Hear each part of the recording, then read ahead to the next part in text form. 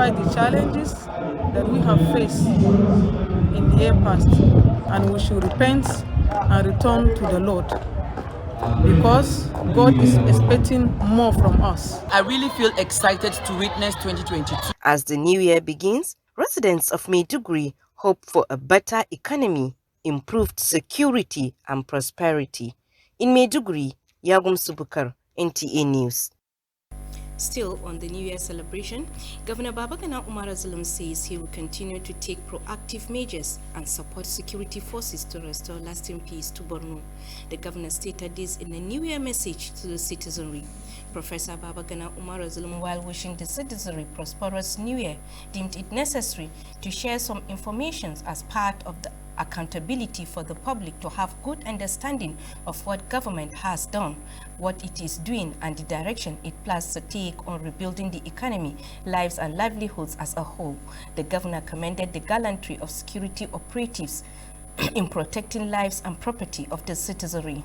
The governor emphasized that the closure of the camps is not a political decision, rather it is a pragmatic action, stressing that the administration puts Borno people first in every decision as they remain the centerpiece of strategy, noting that there will be some temporary inconveniences to people as they relocate, hence the provision of different palliative measures to strengthen their initial installation and stability in their new locations. On 2022 budget presentation, the governor said significant emphasis have been put on education as the sector takes the biggest part of the budget figures, while assuring other sectors are also strongly under focus with plans to do more in agriculture, health, security and infrastructure. He appreciated President Muhammadu Buhari, the federal government of Nigeria, international partners, the private sectors, traditional leaders and friends of Borno State who have supported strongly from the beginning. And away from New Year celebration, General Manager Borno State Environmental Protection Agency Abubakar Suleiman has commended residents of Maiduguri for exhibiting high sense of maturity and total compliance during the first sanitation exercise for the year 2020. He made the commendation while speaking with the press during the exercise. Murjanatu Hassan reports. The General Manager Bosepa Abubakar Suleiman, who led the 1st January 2022 sanitation alongside other stakeholders from the environmental sector, as well as security personnel, lauded the efforts of the people in cooperating with government despite the celebration of the New Year engaged in the sanitation exercise. According to him, one of the developmental drive of the Zulum-led administration is to provide and sustain a clean and healthy environment devoid of any hazards. As such, his agency will not relent in supporting its dreams. The monitoring team supervised all the nook and crannies of the metropolis to ensure that people adhere to the rules of the exercise, while some defaulters were apprehended and taken to the sanitation court and were later forgiven. The level of compliance is 100%. So though there are some little hitches, Bilabuni and some part of Gwenze, which I'm not happy for that. It's a very dirty environment. If you look at the population, as they are sitting down, they are not even cleaning the environment. So I have to say it. They have to wake up from their slumber to start cleaning their environment. Meanwhile, the general manager has expressed gratitude to Borno Express Terminus for participating in the exercise and charged other agencies to emulate them. Other stakeholders in the monitoring team commended foresight of the Borno State Governor, Babagana Umar Zulum, for reviving the environmental sector and called on the populace to imbibe the culture of cleaning their surroundings all the time, as defaulters will be dealt with. In Maiduguri, Murjanatu Hassan, NTA News. State Commandant Nigerian Security and Civil Defense Corps Farouk Musa has paraded suspects for committing various crimes across the state. Kaigama Mustafa reports. Parading the suspect at the NSCDC State Command Headquarters, Commandant Farouk Musa said the suspects were arrested at different locations within the metropolis, vandalizing armored cables in transformers and power holding company of Nigeria PHCN equipment, among others. One Abubakar Goni, a male of 20 years, a resident of Simarila in Bola, was arrested for vandalizing horticultural lights, which is designed, acquired by the Borno State government for irrigation mechanization. He pointed out that the command has also succeeded in arresting a 53-year-old man and 3 others for stealing school furniture at Teachers Village IDP's camp, as well as iron rod and falls. Another suspect he disclosed was also irrigation farming facilities at Mahmud Lawan College of Agriculture, Farm Center, Maiduguri. The commandant said after investigation, the suspect will be charged to court and warned against vandalizing public facilities. Faruk Musa sang the Commandant General, Nigeria Security and Civil Defense Corps, Ahmed Abubakar Audi, Borno State Governor Professor Babagana Umar Zulum, and Shefo Borno for their tremendous support in delivering its mandate. In Maiduguri, Kaigama Mustafa, NTA News.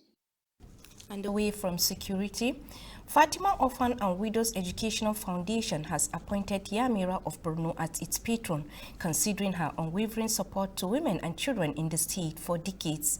Executive Director of the foundation, Fatima Babagana, led the delegation to Moronti, the official residence of Yamira, to honor her. Abdul Zakari completes the report.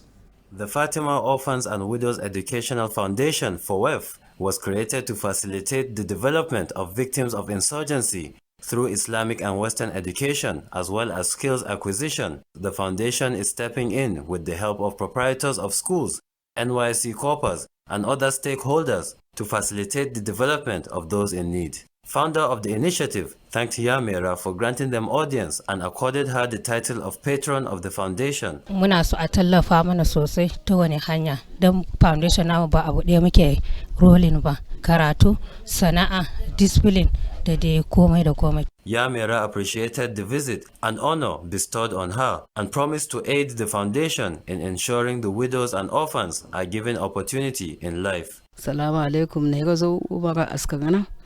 Foundation du guza shi chaman awa kada sugonsan nan kado bayan duso awdo sugon da ana da sama so lamar sanyaya lamar kaya lamar kalakliya lamar nilefaya samma sugon lejin awdi su sugo foundation guza awa kada sugon kalata lejin da nan kado zo ko kishin daga askagana awa kudwa da ga zo ko ne ga askagana. Yamira of Borno blessed the delegation and prayed Allah to grant them peace and progress as they provide key development to Borno and its people. In Maiduguri, Abdul Zakari, NTA News. A youth-based association, Young Leadership Association of Borno, has organized a one-day hygiene promotion workshop.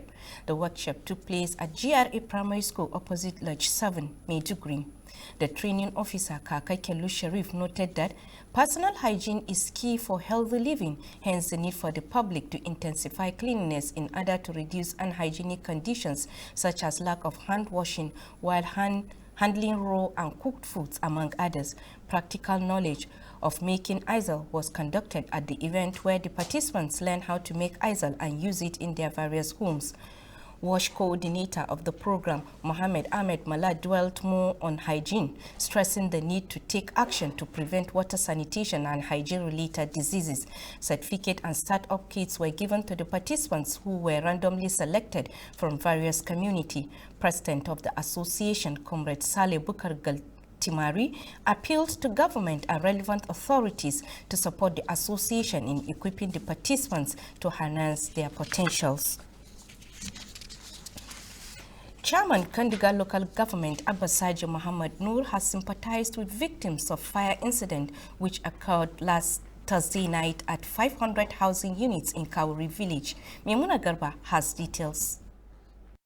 The fire outbreak affected 8 houses with property destroyed, including food items. Chairman of the council, Abbasaji Mohammed Noor, had, while sympathizing with the people, assured them of the council's determination to come to their aid. He immediately directed Acting Secretary of the Council, Fatih Abacha, to provide the victims with clothing materials, mats and foodstuff to cushion their hardship.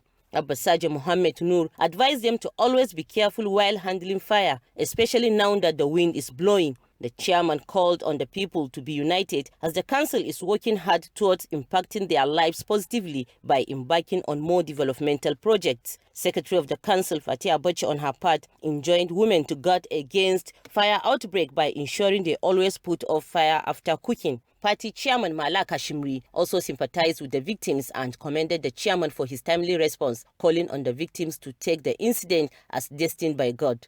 In Maiduguri, Maimuna Garba, NTA News. And from Kandiga, we move to Magumeri, where the council chairman, Dr. Ali Lawan Yomi, has assured to continue executing developmental projects in the area that have direct impact on lives of the citizenry. The chairman gave the assurance while inspecting some ongoing projects being executed by the council. Here again is Maimuna Garba with more details.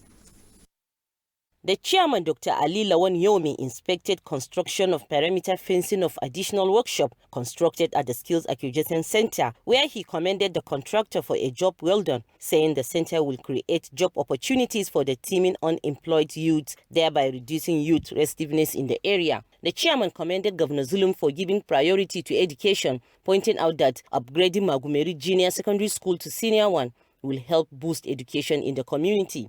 Dr. Yomi also inspected ongoing furnishing work at the local government lodge and a solar-powered borehole constructed by the council in collaboration with UNICEF. The chairman has visited Magumeri football field, where he commended youth for engaging in sporting activities and advised them to also focus on their educational pursuit. Team manager Maina Medugu thanked the chairman for supporting the football club and youth in the area. Council Secretary Ali Lawan Kyari described the leadership style of the chairman as commendable, assuring him of the council's continued support.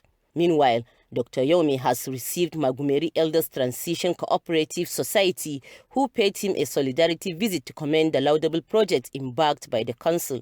In Maiduguri, Maimuna Garba, NTA News. And that does it on the news tonight. Wishing you a happy new year. I'm Yagum Subukar.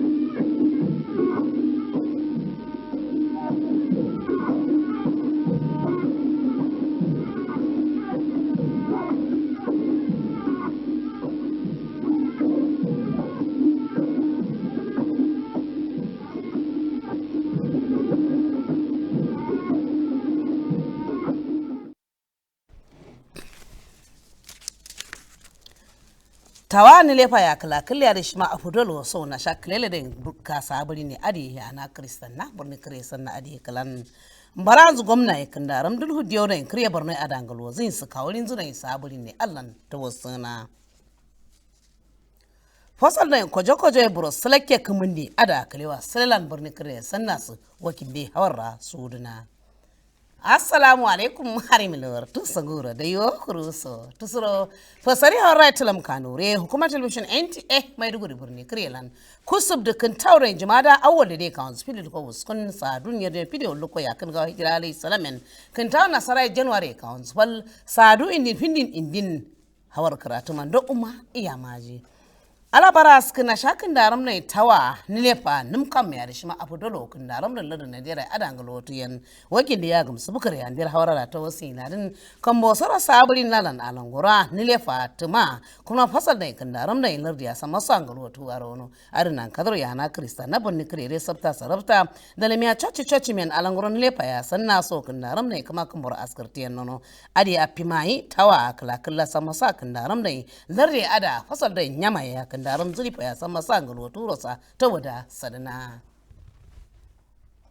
baranzu gwamna Borno Shehu ne Professor Bana Maraz limme katapa gwazin ga hukanta fasan zurifa ya adro ta wasu kan daram ne lefa chatta kriye Borno adro ta wasu nono gwamna ya adma da kaulin zunan shin na sharin bararo sabulin ne adma Allah ta wasu adma da afdol woro no jama me kriye Borno sadrom awara tinna ma ada totu katab gwamnati ya hura sakana kuma da wurin za san masaro no gwamna fasal da limi da zurifa ya adi lanin ci tare da zan nasu alma na jama'ar masai ada suri nono awara su da limi da kempi ada zaksuna mari api mai awata ita sai sa salin nan kadro lamar ada furazu kandaram daraja burzuma jama'ar masai ada ngalo turo no sanjira fataro kalaksana madero sanjira awa so asar bana sarna so kandaram zaburi sarya na zaza sana lan to turo alai hamarja sadu indin fini indin dai bulin sarero ga na Allah fasal da indin mer dam ngana ne nyama bare ya nilefa ya zurifa ya sama sangalo zin su to da cina manaja kura hukumar korkora kada baro kun tai Abubakar Suleiman ne gana yaro fasal da jamara masanin gulin gudun da salo kumindi fasal da shi korkora kada baro kan tai adma ada hada zana yanzu zaksuna waki ne murjanatu hasan ne hawar da kara sain ladin abubakar suleiman ne na sharon kukunta jonare kawun zubro saliki adma adam jamara masu samu sai sabta kan daramta wa kulliya ta wasana adi sakin gana yaro na sharon kilele adro munti yayi jamara masanin gulin gudun da salo na wono adro sutu sande kamza ko zale za dubu dubu ne kire san masu asarna ladin askran zakar kijiya ta wasana amrai satana masadero home wadi san masu agana zana hukumar civil defense ne amrai biyu wa adma ada furazu sutana su huma zare faruk musa ya wakin da kai ga masa shauro ta wasuna sarin jama'ar masu adma ada ta wasu lalin faruk musa sandiya da ne ya gana kadan chata na sharon shi waya kunne da tuso transformer sa masu nono kamfan da ingiri fiyon luka ya kana adma ada na sharon shi karya maranta da teachers village ada da jinnan kuma su so sama sa sandiya chata wano sandiya da limi gade gade sata laye na sha karya bare so samzai nan kadrom sandikalan zai ci za tare za zana alai hamarja na shanga hukunta adi meladin jamara masu birni kare adama ada na shan lefa ta wasa kalewa sule a pimantan zai bara sadis ta wada sadina karab karin ginya na shakan ba fasal da kindaram zangalo to ya Fatima Orphans and Widows Educational Foundation adama adi bara zure ya mai raye ya burno ya adama adro na shado ya karab kadi ya sarna wakin da Abdul Garba Zakari ya haura kara sai ladin karab kada koka da kindaram da jamara masai adangalo wan fasal da nilefa ya ilmi ya hatari adin kirmusu ya sama satin zare ya korono sare awa karab ka adi adama ada ya mai rara sannan askran za ta wasna shi karab kada koksen ne kindaram tawa kala kala a wasan da na kandaro nan kadar ala ya marjam shi kalan zane bana alangura sama son bana zin jama'ar masu adangalo zin su to da cina karabka ci tibirmiyar laye na sharon ci tibirmiyar sa adama ne sam na zadara su da nilefa ya na sharon kindaran ma kada baro kinta ya darasu kawo falle da warzana wakin da ya dai na sharon is da lami ada sannan ma ada ta wasu ilanin fuma da lamne kaka ka yallu sharif adama ada lamar ada da warzana a fimayin nilefa kindaran jama'ar masai san masan galo to arono fuma da lami ne muhammad ahmed malai fai da fasar da kindaran ma kada baro kinta ya san masa to wasu na ladin nasam na ada na fasar da kakari certificate so a wasan da na masa amdo zana ma adro samzana kadara la majira kuma ana konda ya aba saje maman nure jamara marai na shari ta jira konne samzana marai bula da ka aure adro banan zacina wanki ne memna garba alama na pato reporter sandika muskoi adma ada na shari kumbwa kanza sama son pana zana no kadara la ren garar la mara konne ro angala ga na za so fas lokto ne ningire lokto ne binimi adma ada kan mosoro ta jira konne ruwa jin nan kadro no tamshu kuma da fatiya bacca na shari tawa kala kala sama sam kan kishana sarin garar hangala ga na za kan daram ne konne adro cisa sa konur buza da ja konur cezusa ta wada sarna kazala la majlis kuma na mamure Dr. Alilan ya mai toda cinan ga hukuntan za alai hamarjam a warin nasu jama'ar masu adangalo turo wakin da chai mai mina garba ya da kara sai na Dr. Alilan ya mai adma ada tocho sarin garudun nim kulle da yin darabi ne sa fasal ilmi angalo ti adma ada dirizu sunan ladin gana yaro ci da ade sha kurno zuna ci tibni na shadi adma ade ci da sawon dai nono adro suttu baranzu gwamna Borno ada zaksna ngana shade maranta junior secondary school adma ada asra na shade shi gandaran fasal ilmi adron galo ti nono Dr. Yomi kamzu ko zale zai da lamiya solar system ada suruna ladin gana yaro sha kurno zuna yanga wonono adanan kazo tamshi majlis kuma na dai Alilawan kyari gana yaro numkur mai da Dr. Alilawan Yami ade gana yaro tawa kala kala sama sa sandiro sunna yasa sha zazaksa shiro tawada sarina har mi adela wartuso fajarrao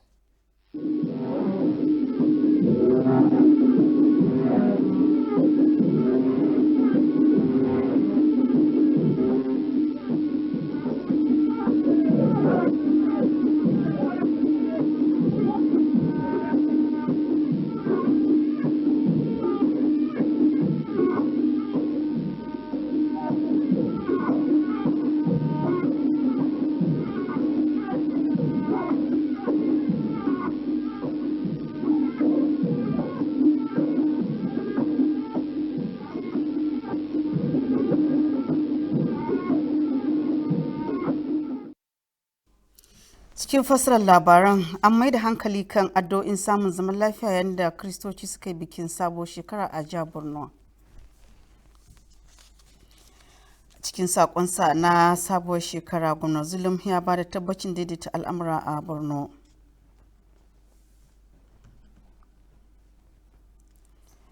an gudanar da wato shara ta farkon shekara ta 2022 cikin birnin jihar lami lafiya. Masu kallo barka da warhaka kuma barkam da sake saduwa cikin fasil labarin hukumar NTA Maiduguri a yammacin yau Asabar 28 ga watan Jumada Ula shekara ta 1443 bayan hijiran manzo Annabi Muhammad sallallahu alaihi wasallam wanda ya zo daidai da 1 ga watan Janairun shekara ta 2022 ga kuma fassarar cikakkun labaran mai karanta Marjanatu Hassan. A ƙoƙarin ganin Najeriya ta samu ci gaba akwai buƙatar rungumar haƙuri, jajircewa da kuma wanzuwar lumana a tsakanin al'umma. Hakan ya fito ne da wato daga akasarin masu addu'o'i a bikin sabuwar shekara a jiha. Yagunsu Bukar na ɗauke da rahoton cewa yayin da wato bikin sabuwar shekara ya gudana tare da addu'o'i da kuma fatan wato shiga sabuwar shekara a cikin sa'a kristoci a birnin Maiduguri sun taru a majami'u domin bikin sabuwar shekara tare da addu'o'in godiya ga ubangiji inda suka bayyana farin cikin su domin wato samun damar ganin wannan sabuwar shekara. Suna kwatanta hakan da cewa daga ikon ubangiji ne. Yayin da aka fara sabuwar shekara mazauna birnin Maiduguri suna fatan cewa al'amura za su daidaita na wato sha'anin tsaro da kuma fannin tattali a jihar da ma ƙasa baki ɗaya. Gwamna Bagana Umar Zulum ya ce zai ci gaba da ɗaukan matakan tallafawa dakarun tsaro domin farfado da zaman lafiya. Gwamna yana bayyana haka ne a cikin sakonsa na wato sabuwar shekara ga 'ya'yan jiha, yayin da Professor Babagana Umar Zulum wato ya taya jama'a murna shiga sabuwar shekarar nasara. Ya ce akwai buƙatar a sanar da jama'a wasu muhimman manufofin gwamnati domin a samu kyakkyawar fahimtar juna tsakanin gwamnati da kuma al'umma. Gwamnan ya jinjina dakarun sojin Najeriya a kokarin su na kare rayuka da kuma dukiyoyin 'yan ƙasa. Ya ce wasu matakan da aka ɗauka na rufe sansanin 'yan gudun hijira za a kuma tabbatar wato za a tsabtace sansanonin ne domin suna daɗa lalacewa. Gwamnan ya jaddada cewa rufe sansanonin ba shi da alaka da siyasa. Ya ce gwamnatinsa tana duba martabar al'ummar Borno ne farko a dukkan wani mataki da za ta iya ɗauka ko kuma hukunci kan batun kasafin shekara ta 2022 kuwa. Gwamnan ya ce an baiwa fannin ilimi muhimmanci ne, sannan kuma sauran fannoni kamar ayyukan noma, kiwon lafiya, sha'anin tsaro da gine-gine suka biyo baya.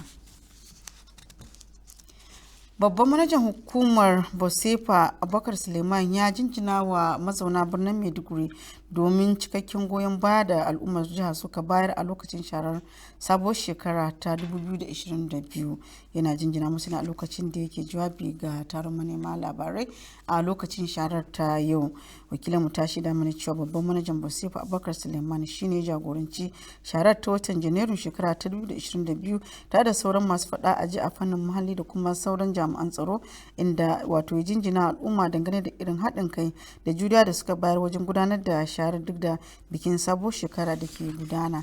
A cewar sa ɗaya daga cikin ayyukan ci gaba na manufofin gwamnatin Zulum shine samar da muhalli mai cike da lafiya da kuma inganci. Tawagar sharar ta ziyarci lungu da sako a birnin Maiduguri domin tabbatar da cewa jama'a suna bin doka da kuma wato oda. Babban manajan ya bayyana farin cikinsa ga hukumar Borno Express domin yin sharar inda ya kira saura su bi sawunta. Babban kwamandan rundunar civil defense ta jiha Faruk Musa ya wato tisa ƙiyar wasu da ake zargin wato aikata laifuka daban-daban. Kaga Mustapha Shehu na ɗauke da rahoton cewa da yake tisa ƙiyar masu laifin. Wato kwamandan rundunar Faruk Musa ya ce ana zargin mutanen ne da aikata laifuka daban-daban. Ya nuni da cewa rundunar ta damƙe wani dattijo mai shekaru 53 tare da wasu samari waɗanda suke sace-sace a sansanin 'yan gudun hijira da dai makamantansu.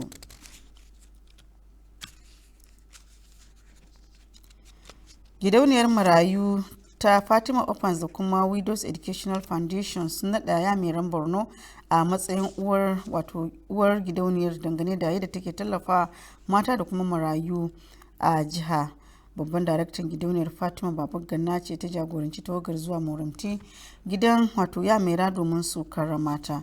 Abdu Zakari na ɗauke da rahoton cewa wato gidauniyar Fatima Opens da ta matan da suka rasa mazajensu an ƙirƙiro ta ne domin tallafa waɗanda matsalar tsaro ta dakile musu rayuwa.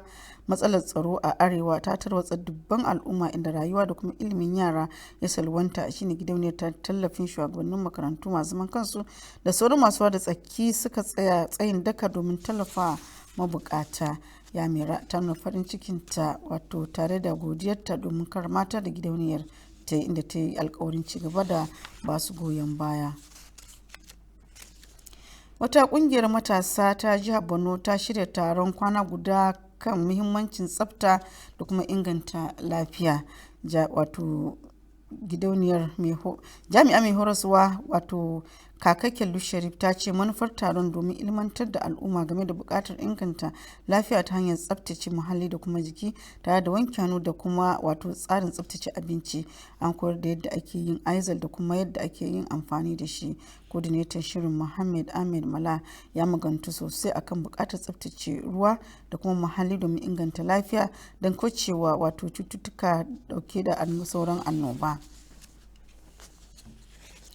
Shugaban karamar hukumar Kwandiga Abbasaji Muhammad Nur ya jajanta wa waɗanda gobara ta ritsa da su a wato daren Alhamis a ƙauyen Kawuri da ke karamar hukumar na Kwandiga. Maimuna Garba ta shaida mana cewa gobarar ta lashe gidaje 8 inda dukiya ta salwanta tare da abinci. Shugaban majalisa Abbasaji Muhammad Nur ya jajanta wa jama'ar yana mai ba su tabbacin cewa majalisa a shirye take ta kai musu ɗauki. A take ya umarci sakataren majalisar Fati Abbaci da wadata waɗanda abin ya shafa da kayayyaki da kuma tufafi da tabarmi da abinci domin rage musu matsalolin da suke fuskanta. Abbasaji Muhammad Nur ya shawarce su kasance masu taka tsantsan a duk lokacin da suke amfani da wuta musamman a wannan lokaci na hunturu. Shugaban karamar hukumar Magumeri Dr. Ali Lawan Yomi ya ba da tabbacin ci gaba da gudanar da ayyukan ci gaban yankin waɗanda suke da manufofin kyautatawa rayuwar al'ummar karamar hukumar. Maimuna Garba ta shida mana cewa shugaban Dr. Ali Lawan Yomi ya dudduba aikin cibiyar koyar da sana'o'i inda ya jinjina wa dan kwangilar domin aiki mai inganci da ya ce manufar cibiyar shine tallafa matasa zamto masu cin gashin kansu. Ya kuma ziyarci sabuwar makarantar sakandare ta Magumeri inda ya ba wa gwamnati zulum domin farfado da fannin ilimi. Dr. Yomi ya duba aikin gyara wato masaukin baki na majalisar wadda majalisar tare da wato UNICEF suke gyarawa. Masu kallo abin da ya samu kenan a wani yammacin muke cewa kwan lafiya sai kuma gobe idan Allah kai mu assalam.